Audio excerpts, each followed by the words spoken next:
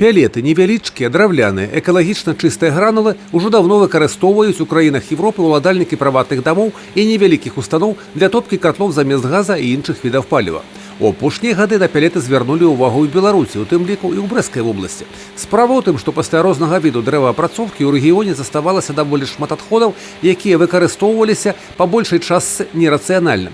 Таму спецыялісты і задаліся пытаннем: а чаму і не?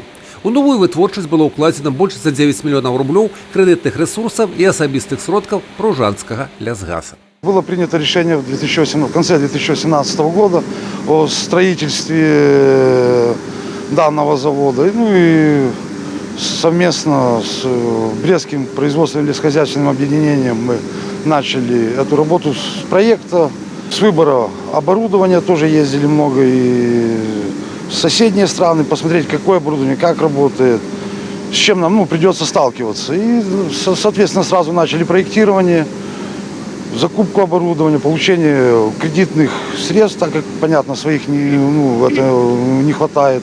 Это очень дорогостоящий проект. Пелетны завод Пружанскага Лясгаса ўжо паспеў папрацаваць у тэставым рэжыме і выпусціць першую партыю прадукцыі.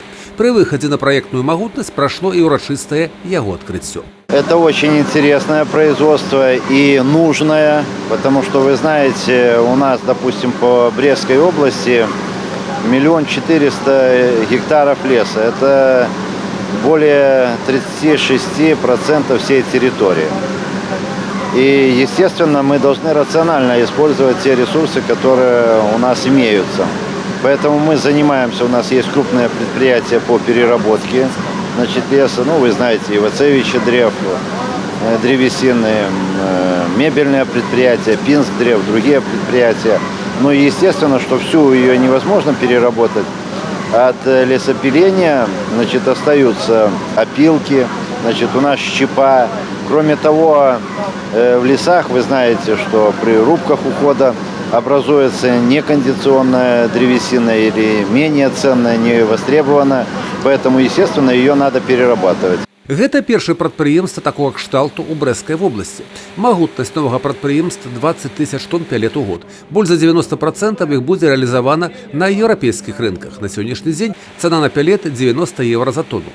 На мясцовым рынку попыт на прадукцыю толькі пачынае фарміравацца. У перспектыве на 2021 год запланавана будаўніцтва яшчэ 2 падобных прадпрыемстваў у Ганцавіцкім і Кобранскім раёнах.